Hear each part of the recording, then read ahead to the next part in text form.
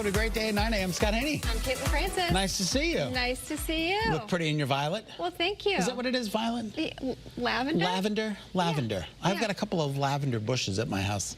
Really? Yeah, they're doing well, believe it or not. Do you clip it and then use it as like no, absolutely not. Poker? Okay. No, I don't use it. Oh, our producer Really? Becky hates lavender. That's it's good to know. Okay. I will not be bringing you any lavender scented. We won't be gifting you lavender. Scented sage to your house or whatever it is. All right, our top story: parents calling for more. I think we're going to do the weather first. Yes. You want to do the weather?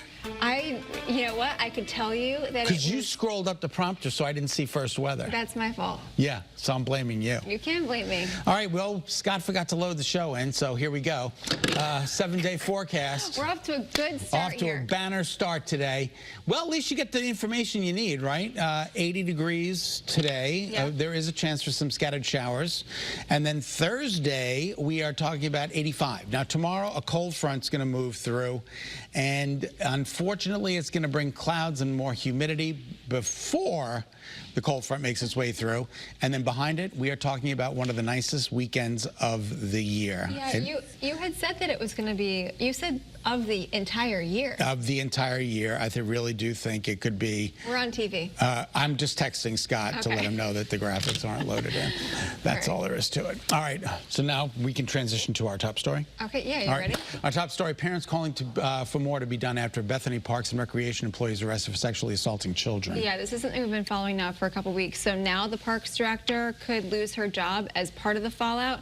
Anthony Mastrangelo was arrested and accused of sexually assaulting multiple children. Hundreds of people showed up for a meeting at Town Hall last night. Take a look at your screen at this video there. Now, the issue is how the town handled the arrest of the now former employee, but the Parks and Rec director, Janice Howard, didn't show up to that meeting, which was supposed to answer questions and give families an update on that investigation. So Howard and the assistant director could both be in hot water over how they handled this case. So now there's going to be another meeting tonight for the Board of Selectmen to consider disciplinary action or possible termination for the head of the Parks and Rec. Yes. Yep. So we'll have to see how that goes. Obviously, we'll be covering that for you. Yeah, and the meeting again starts at 6:30. All right. Well, a new report from the White House. This is, we talked about this at the top of the show, laying out steps for parents to talk to their kids about staying safe on social media. Yeah, it's the first report of its kind, and it comes from the Kids Online Health Task Force. Data from the report shows 95% of teens use social media. I'm surprised it's not 100%. And the number of young people with anxiety or depression is up nearly 30% in recent years. The task force plans to launch online resources for families with strategies to protect kids online. It includes how to build a media plan with expectations and appropriate content, as well as planned time without devices. Now, if you would like to read the report, we're going to have the full link on our website, but I think it's worth a read for everybody. Even adults. Adults, absolutely. Yeah, I mean, obviously, both of us didn't have social media growing up. Nope. My mother said the other day, she's like, I don't see any kids playing in this neighborhood anymore. I'm like, no, they're all inside playing on their, playing their video games, on their iPads, their social media, their Instagram, and the X, and the whole 9 yards. Have you seen those? They're like PSAs now, where they're talking about the dangers of social media. No, I haven't seen those. They're very, it's alarming, but they're very well done. I've seen them a lot lately. Okay, I'll have to keep my eye on it. All right, Channel 3 is your back-to-school authority. We know very soon college students will return to the classrooms and lecture halls. But this week, we're profiling other teenagers who are already joining the workforce and making good money thanks to Connecticut technical high schools. All right, Channel 3's Roger Suzanne takes us inside one local company creating high-quality products and great jobs for those new graduates. Take a look. This part can turn up on the side and this side, so we can do machining on other surfaces. In many ways, this is Alan Ortner's classroom. Did you ever envision that you'd own something like this? No.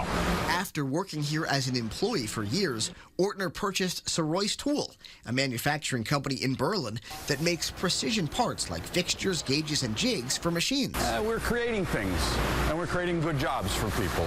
Now, Alan passes along his love of manufacturing and his knowledge to the next generation.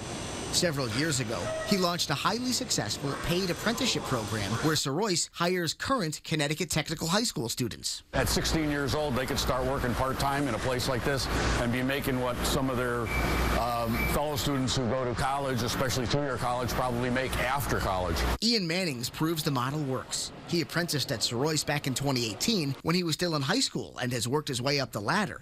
Now, 5 years after graduating, he's a manufacturing engineer here. He credits his time at Vinyl Tech in Middletown for setting up his success. The fundamentals you learn in a tech high school really give you that foundation to excel in a shop environment. Chloe Enger agrees. She's a current junior at Wilcox Tech in Meriden and a Sorois apprentice. I love it here so far. I mean, Sorois Tool is like a family. It's a perfect place for me to be. And right now, the opportunities in manufacturing are off the charts. According to the Connecticut Business and Industry Association, 86% of manufacturers in our state report difficulty finding and retaining employees, and nearly half call the labor shortage their greatest obstacle for growth. Every company I know in the area is dying to hire students. And those students have leverage. According to ZipRecruiter, the average entry-level manufacturing job in Connecticut pays nearly $29 an hour. And Allen says people can move up quickly. He says his employees can make 6 figures within 4 or 5 years. Allen's not just a proponent of technical high schools, he's also a graduate of one. You got a good mechanical aptitude and you enjoy making things. If you were a kid that was growing up as a 10-year-old building Legos every day, then you should be really seriously considering this. Reporting in Berlin, Roger Suzanin, Channel 3 Eyewitness News. All right, tomorrow we're going to show you how some new high school graduates are getting into carpentry. It's one of the trades I wish I had learned more about. Really? Yeah, I find it fascinating. They're already dreaming big, including making and saving money to build a home. Okay. Buy a home. Okay. Well, maybe they'll build it. They're carpenters. They should do both. They should do both. Build it and buy it. You know what? I say it all the time. Trade school is very undervalued, and I think it's the way to go for a lot of folks. Yep.